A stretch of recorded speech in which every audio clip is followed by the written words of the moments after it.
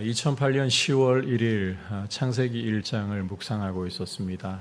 여러분께서 잘 아시다시피 아무것도 없고 오직 어둠뿐이고 혼돈뿐인 곳에 하나님이 빛을 만드시고 하늘과 바다와 땅을 만드시고 온갖 생명으로 그 안에 채워 넣으시는 말씀이죠.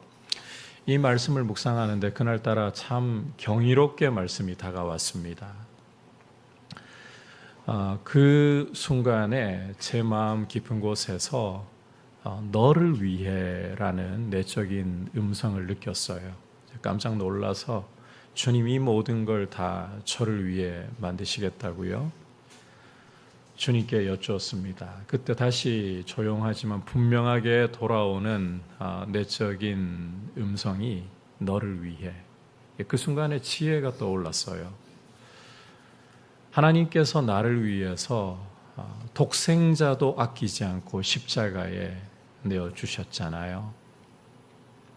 여러분, 구원이 아들을 십자가에 내어주시면서 아들을 죽이시면서 이루시는 일이에요. 그러나 창조는 말씀만으로 이루실 수 있는 일입니다. 그 사실을 생각할 때 왜 이 모든 것을 나를 위해 이루실 수가 없을까?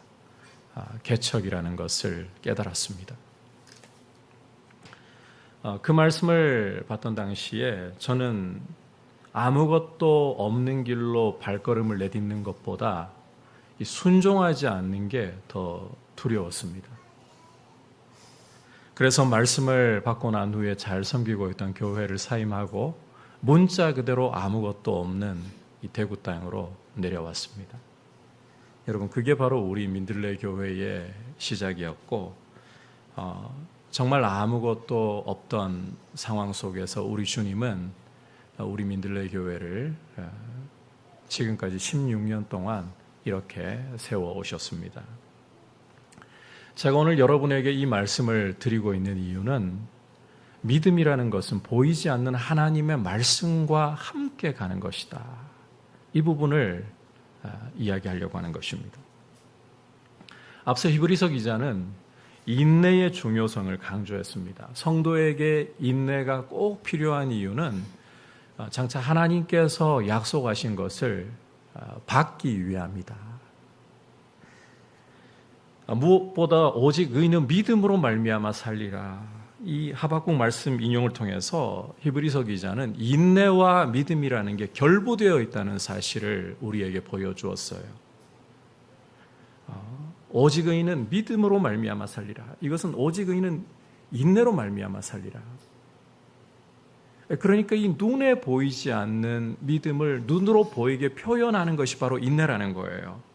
성도는 인내로, 다시 말해 믿음으로 영혼을 구원함에 이르게 하는 사람들이다.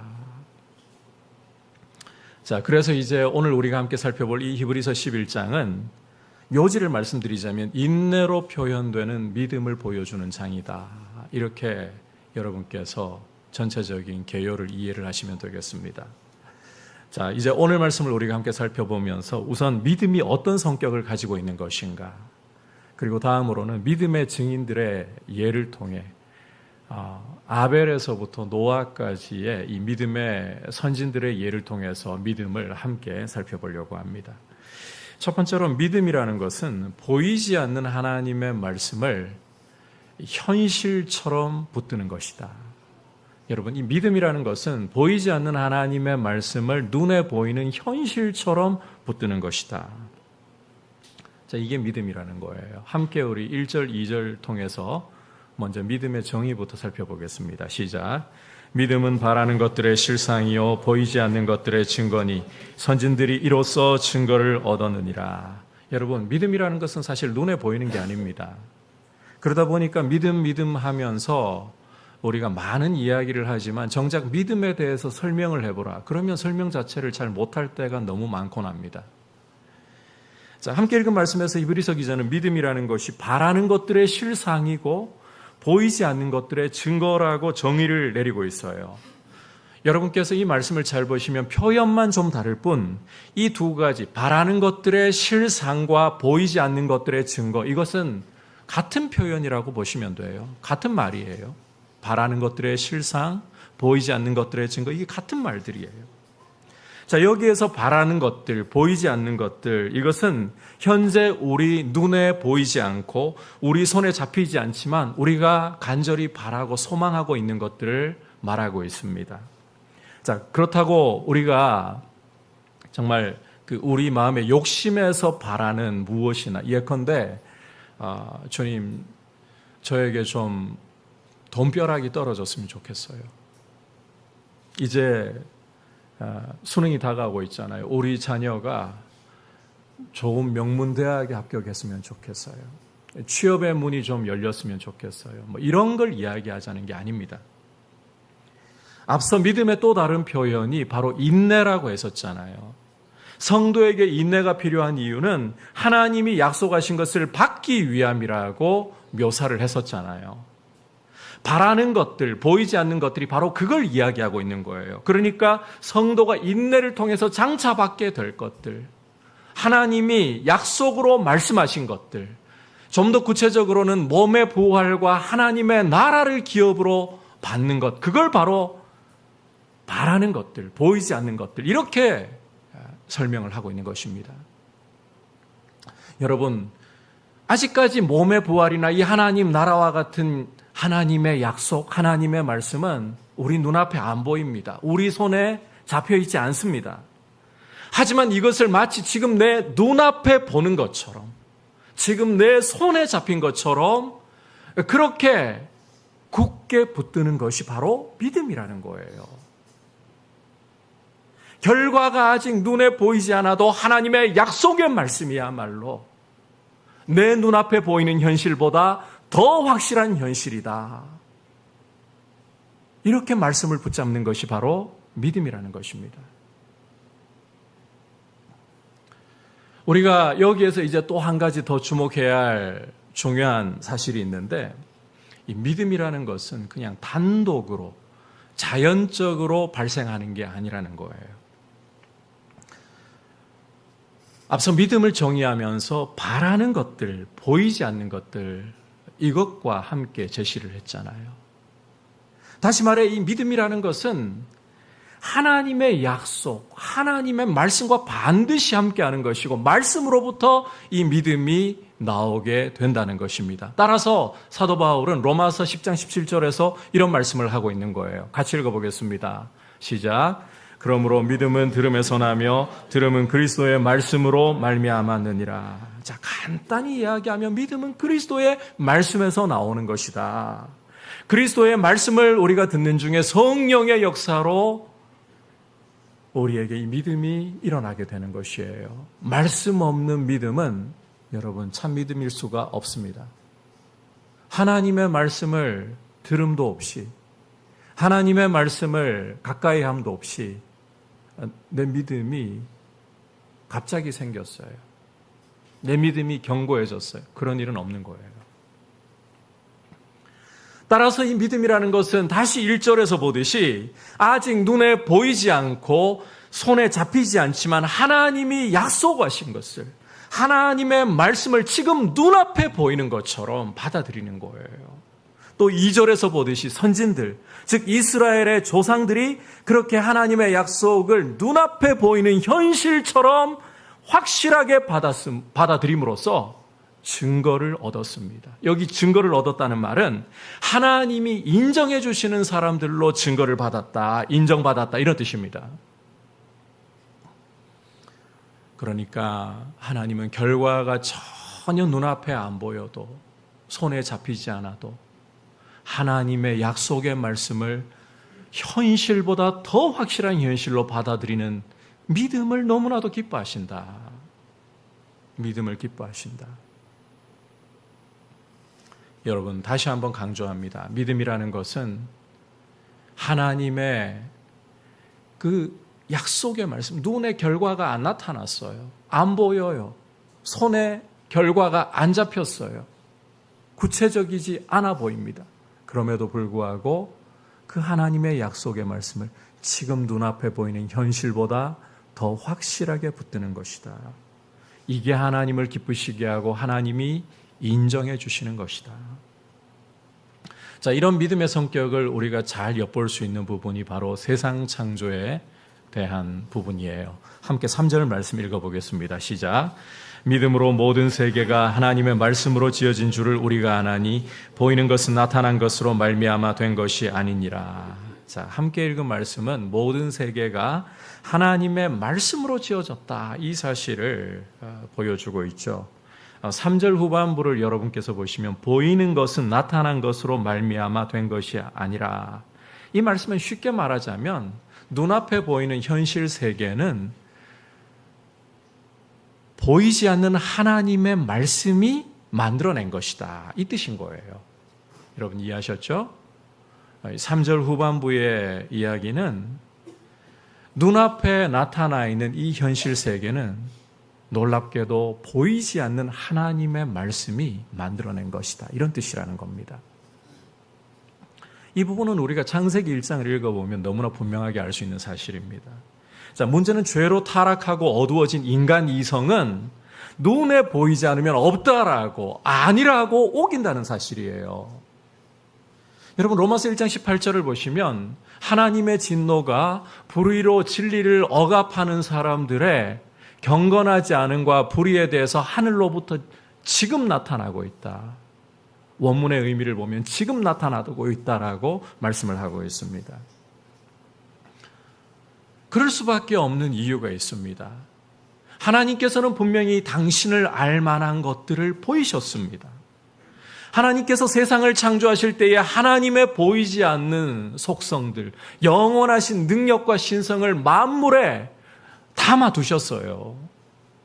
하나님을 알 수밖에 없도록 세상을 창조하셨다는 거예요. 그럼에도 불구하고 인간은 하나님을 영화롭게 하지도 않고 감사하지도 않고 썩지 않을 하나님의 영광을 바꾸어서 썩어질 사람과 짐승과 벌레의 형상으로 만들어버리고 말았습니다. 바로 이런 반역 때문에, 죄로 인한 무지와 반역 때문에 여러분, 인간은 하나님의 창조를 알 수 없고 받아들일 수가 없게 되는 겁니다. 다시 말해 인간의 이성은 죄로 인해 부패하고 타락해 있기 때문에, 그래서 어두워져 있기 때문에 창조야말로 하나님이 세상을 만드신 방식이라는 것을 인정하려 하지 않고 오히려 진화론을 이야기하고 있는 거예요. 가설에 불과한 진화론을 참이라고 주장을 하고 있는 겁니다. 여러분, 강조하건대 어두워진 인간의 이성으로는 세상이 하나님의 말씀으로 지음받았다 인정하지 않습니다. 이 사실을 알 수 있도록 지각을 열어주고 안경 역할을 해주는 게 바로 믿음이라는 거예요. 여러분, 앞서 말씀드렸지만 오늘 여러분들께서 이 부분을 꼭 좀 마음에 새기셨으면 좋겠습니다. 믿음은 결과가 눈앞에 보이지 않는 하나님의 약속, 하나님의 말씀, 성경의 약속, 성경의 말씀을 눈앞에 보이는 현실보다 더 확실한 현실로 받아들이는 것이다. 그리고 선진들이 이로써 믿음으로써 하나님이 인정하시는 사람들이 되었다. 이걸 여러분 꼭 기억하시고 믿음을 제대로 알고 믿음 안에 굳게 서기를 주님의 이름으로 축복합니다. 이제 믿음에 대해서 선진들, 이스라엘 조상들의 예를 통해서 좀 더 이 부분을 구체적으로 살펴보겠습니다. 먼저는 아벨이라는 사람이에요. 아벨. 4절을 보시면 믿음으로 아벨은 가인보다 더 나은 제사를 하나님께 드렸고 의로운 자라 하시는 증거를 얻었다, 이렇게 말씀을 하고 있습니다.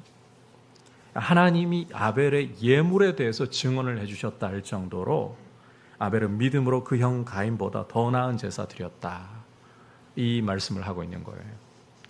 여러분, 여기에서 아벨이 가인보다 더 나은 제사, 더 나은 예물을 드렸다, 이게 구체적으로 무엇을 이야기하는 걸까요? 어떤 분들은 이 부분을 해석을 하면서 가인 같은 경우는 창세기 4장으로 가보면 가인은 곡식으로 하나님께 제사를 드렸고 아벨 같은 경우는 양을 잡아 그 기름으로 하나님께 제사를 드렸다. 하나님께는 짐승을 잡아 죽이는 제사라야 기쁘게 받으시는 것이고 곡식이 웬 말이냐 이런 분들이 있어요. 간혹. 근데 여러분께서 이 가인과 아벨이 드린 제사, 이 감사제의 종류거든요. 농부가 곡식 갖고 하나님께 감사를 드리는 거고 목축을 하는 사람이 양 잡아가지고 하나님께 감사 드리는 거고 당연한 이야기 아닙니까? 레위기를 읽어보면 이거 제물에 전혀 문제가 없는 거예요. 그러니까 하나님께 드린 제물 자체 곡식이냐 양이냐 이건 문제의 본질이 아니라는 겁니다. 진짜 문제는 여러분께서 창세기 4장을 보시면 발견할 수 있는데 사람에게 있어요. 이 부분을 보여주고 있는 창세기 4장 4절과 5절을 읽어보면 아벨과 그의 제물, 가인과 그의 제물. 여러분, 자, 순서를 한번 보십시오. 제물이 먼저입니까? 사람이 먼저입니까? 사람이 먼저입니다. 그런데 우리는 자꾸만 제물에 초점을 맞추고 있어요. 하나님이 주목하시는 것은 곡식이냐, 양이냐, 이게 아닙니다. 그 제물을 드리고 있는 사람의 태도, 이것이야말로 진정한 제물이라는 거예요. 믿음으로 드렸느냐? 하나님은 이걸 보셨다는 것입니다. 하나님은 믿음으로 드린 제사를 진정한 제사로, 진정한 제물로 보시고 아벨의 제물에 대해서 증언하셨다. 이런 뜻입니다. 마치 하나님을 고기만 좋아, 스테이크만 좋아하고 곡식은 싫어 이런 분으로 왜곡해서는 안 돼요. 아벨은 믿음으로 제사를 드렸기 때문에 하나님이 그 제사를 기뻐하신 것이고 아벨에 대해서 증언을 해주시는 것입니다. 두 번째로 에녹이라는 사람이에요. 5절 보시면 에녹에 대해서 말씀하면서 그는 믿음으로 죽음을 보지 않고 옮겨졌다. 하나님이 그를 옮기심으로 다시 보이지 않았다. 이렇게 설명을 하고 있잖아요. 엘리야와 더불어서 우리 인류 역사상 죽음을 보지 않고 하늘로 옮겨진 단 한 사람이에요. 주목할 것은 5절 후반부에서 보듯이 그는 옮겨지기 전에 하나님을 기쁘시게 하는 자라는 증거를 받았다. 이렇게 말씀하고 있다는 점입니다. 자, 그러니까 이 에녹은 하나님이 그를 죽음을 보지 않게 데려가시기 전에 이미 믿음으로 하나님을 기쁘시게 하는 삶을 살았다는 거예요. 여러분께서 창세기 5장 21절과 22절을 참고해 보면 에녹은 무두셀라라는 아들을 낳은 후에 65세에 무두셀라라는 아들을 낳은 후에 300년 동안을 하나님과 동행했다라고 기록하고 있는 것을 볼 수가 있습니다. 300년 동안을 하나님과 동행했다. 여기 하나님과 동행했다는 것이 이브리서 11장에서 말씀하는 11장 5절에서 말씀하는 믿음으로 하나님을 기쁘시게 했다는 거예요. 자, 6절에서 이 에녹이 하나님을 어떻게 기쁘시게 했는가 조금 더 구체적인 해설을 달고 있습니다. 함께 우리 6절 말씀을 한 목소리로 읽어보겠습니다. 시작. 믿음이 없이는 하나님을 기쁘시게 하지 못하나니 하나님께 나아가는 자는 반드시 그가 계신 것과 또한 그가 자기를 찾는 자들에게 상 주시는 이심을 믿어야 할지니라. 이 함께 읽은 이 6절 말씀은 믿음에 대한 보편적인 설명이라고 할 수 있어요. 그런데 동시에 에녹이 어떻게 하나님을 기쁘시게 하는 삶을 살았던가, 이걸 히브리서 기자가 좀 더 구체적으로 해설하는 내용이에요.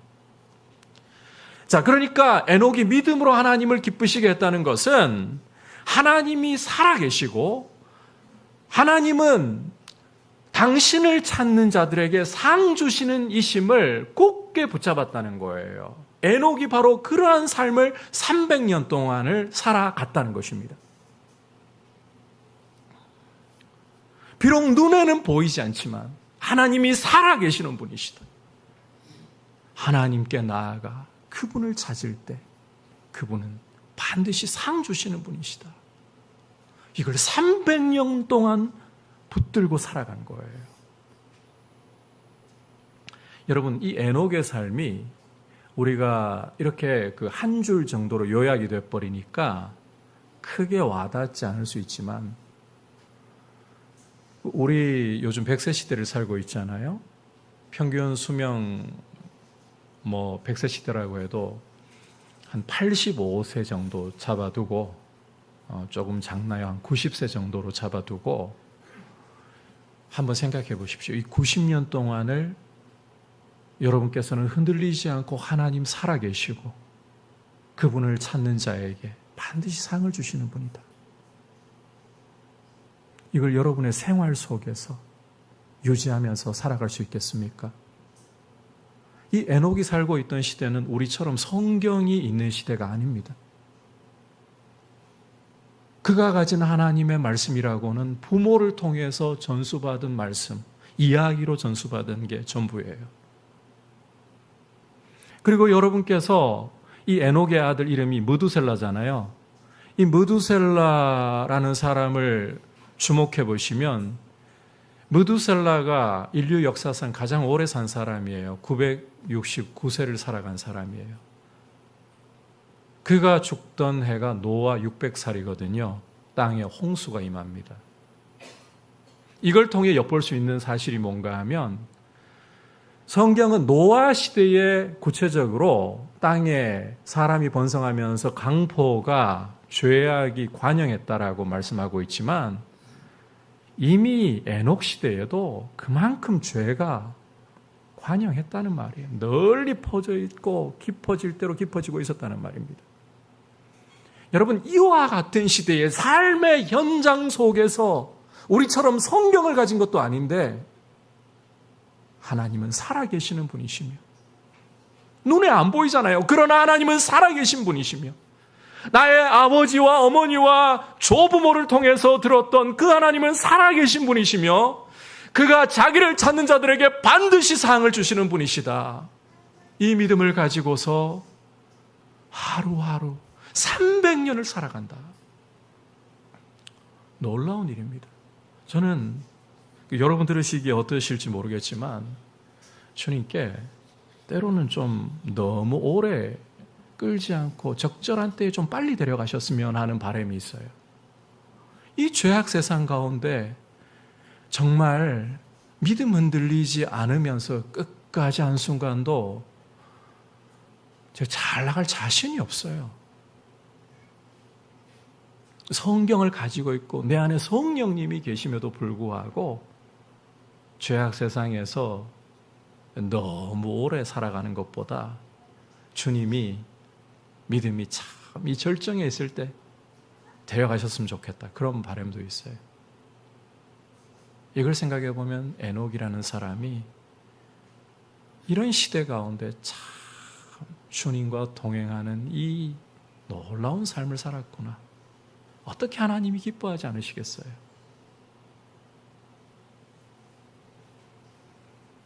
그래서 이 노아처럼, 에녹처럼 주님과 동행하며 주님을 기쁘시게 할 때에 이 사람이, 여러분 그 창세기 5장 족보 보면 죽었다 세 계열, 경건한 계열인데도 죽었다 이렇게 말하잖아요. 그 속에 죽음을 보지 않고 옮겨졌다. 이것은 하나님과 동행하는 길이 바로 생명의 길이다, 이걸 보여주는 증인이 된 거예요. 그게 에녹이라는 사람이에요. 마지막으로 노아입니다. 7절을 보시면 노아 역시 믿음으로 보이지 않는 일에 경고하심을 받았다. 그러니까 이 땅에 장차 임하게 될 큰 홍수 심판에 대해서 경고를 받았다는 거예요. 주목할 것은 아직 눈에 보이지도 않는 일입니다. 안 나타났어요. 그런데 노아는 하나님의 경고하심을 눈앞에 보이는 현실보다 더 확실하게 여기고 묵묵히 인내로 방주를 지었다는 사실입니다. 경외함으로 방주를 지었어요. 여러분, 눈앞에 홍수라는 것은 보이지 않는 일입니다. 그러나 사람들의 조롱과 비아냥은 바로 보이는 일입니다. 홍수는 멀고 조롱은 가깝고, 그러나 노아는 눈에 보이지 않는 일을 경고하시는 하나님의 말씀이 확실한 것이라는 사실을 굳게 붙잡음으로 조롱과 비아냥 속에서도 인내하면서 방주를 꿋꿋이 만들어갔던 거예요. 이것을 통해서 그는 마침내 온 집을 구원할 뿐만 아니라 세상을 정죄하는 역할을 했다. 여러분, 참고로 이 노아가 세상을 정죄했다는 것은요, 사람들이 조롱할 때마다 막 말로 부딪히면서 그러다가 지옥 가 이런 말 했다는 뜻이 아니에요. 그렇게 말로 정죄했다는 이야기가 아닙니다. 묵묵히 하나님의 약속 붙들고 방주 짓는 것, 이게 바로 세상을 향한 정죄의 표가 되어버리는 거예요. 믿지 않는 세상을 향한 정죄의 표인 거예요. 여러분, 이렇게 이 아벨과 에녹과 노아를 통해서 우리가 알 수 있는 사실은 이스라엘 조상들이 믿음으로 하나님 기쁘시겠다는 겁니다. 눈에 보이지 않는 하나님과 그분의 말씀을 눈앞에 보이는 현실인 것처럼 받아들이고 인내로 그 시대를 살아가고 자기에게 주어진 몫을 감당을 했다는 거예요. 이게 믿음의 성격이라는 거예요. 여러분, 우리는 믿음을 어떻게 정의하고 어떻게 믿음의 삶을 살아가고 있습니까? 한때 우리 한국교회가 이 부흥의 시대를 경험하고 사경회로 실은 우리 한국교회는 거룩한 부흥을 경험했습니다. 말씀을 잘 배우려고 우리 할머니 세대들, 어머니 세대들 쌀을 머리에 쥐고 고개를 넘어가서 며칠씩 말씀 배우려고 그렇게 하면서 우리 한국교회가 거룩한 부흥을 보았어요. 근데 이 부흥의 시대가 지나고 난 후에 부흥사의 시대가 한국교회에 도래하잖아요. 믿음을 굉장히 강조하는데 믿음이라는 게 하나님 약속 없어도 믿습니까? 아멘! 뭘 믿는데요?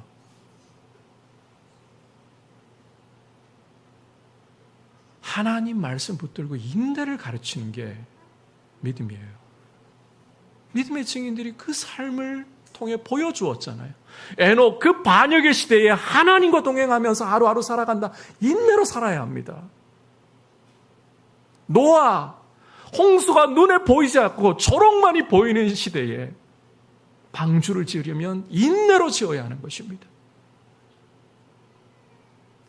믿음은 보이지 않는 하나님의 말씀을 내 눈앞에 보이는 현실로 받아들이는 것입니다.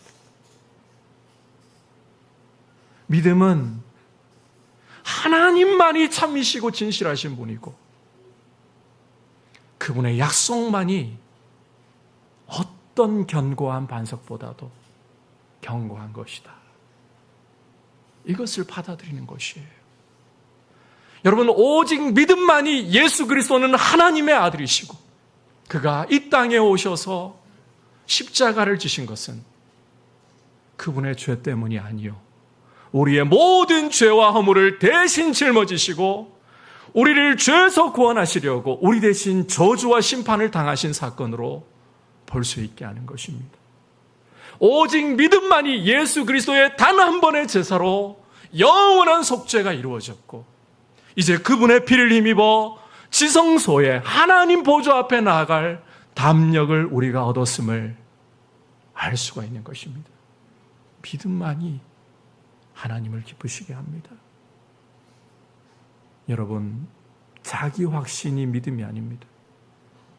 하나님의 말씀을 붙들고 인내해야 하는 것입니다. 결과가 안 보입니다. 하나님 나라 눈에 안 보입니다. 몸의 부활 눈에 안 보입니다. 그러나 예수 안에서 이 영광 약속하셨잖아요. 안 보이는데 보는 거예요. 결과가 지금 없는 것 같은데 그 소망이 나를 사로잡고 있는 거예요. 그 믿음인 거예요. 믿음으로, 이 믿음을 가진 사람들이 여러분, 세상을 이깁니다. 우리의 믿음은 세상을 이기는 승리입니다. 사도 요한이 강조하잖아요. 우리의 승리는 힘으로 승리하는 게 아니에요. 하나님 나한테 돈 한번 줘봐요. 하나님 나한테 힘 한번 줘봐요. 자리 한번 줘봐요. 내가 얼마나 멋있게 살아가는지. 아니에요. 그러면 왜 가장 높으신 분, 왜 가장 강하신 분이 자기를 비워 우리와 같은 사람이 되셨냐고요.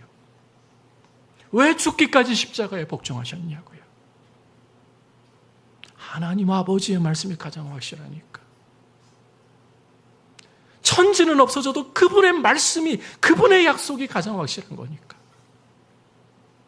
우리도 이처럼 하나님의 말씀을 가장 확실하게 붙들고 믿음의 증인들과 같이 믿음으로 하나님을 기쁘시게 하는, 이제 우리에게 성경이 있잖아요. 우리 안에 성령님이 도우시고 계시잖아요. 믿음으로 걸어가겠습니다. 이런 모습으로 서 있기를 주님의 이름으로 축복합니다. 오늘 말씀을 통해서 믿음이 어떤 것이냐, 그리고 선진들이, 이스라엘의 조상들이 어떻게 믿음으로 하나님의 인정을 받았느냐 함께 살펴보았습니다. 여러분, 믿음이라는 것은 눈에 보이지 않는 하나님의 약속을 눈앞에 보이는 현실보다도 더 확실하게 붙드는 것입니다. 신뢰하는 것입니다. 그리고 이 믿음만이 하나님을 기쁘시게 할 수 있는 유일한 길이고, 믿음의 조상들은 이 보이지 않는 하나님의 말씀을 붙들고 경외함으로 인내로 삶을 살았고 하나님의 증거를 받았습니다. 이 믿음의 길이 곧 우리의 길이 되기를 축복합니다.